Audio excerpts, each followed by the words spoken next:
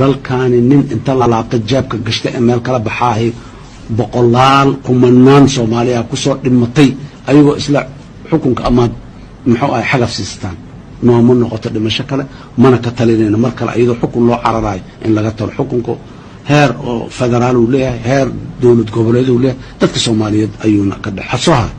doorashooyin ma dhacayaan mise ma dhacayaan dadka Soomaaliyeed waa lagu dooda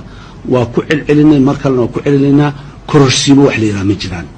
kororsiimada colaaday leedahay khilaafay leedahay isqabqabsi ay leedahay istuhumay leedahay istuhum iyo kala shaki inta hadda aan ka daaweyno rabnaa ugu filan mid kale cusub ma abuuri karno marka kororsiimo wax la yiraahdo ma jiraan 2016 waqtiga dawladdaanu markuu dhamaado dawladda bedelaysaa waa inay timaada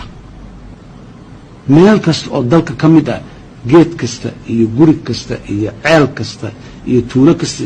in oo sanduuq codeed la geeyo lagu ridana waa sida fiican oo saxda haddaan gaari weyno meel baan fafadhinaynaa waxaan leenahay maalinta muxuu ahay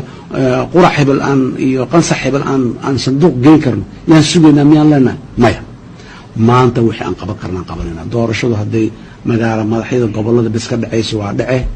hadday magaala madaxyada iyo degmooyinka ka dhacayso waa dhace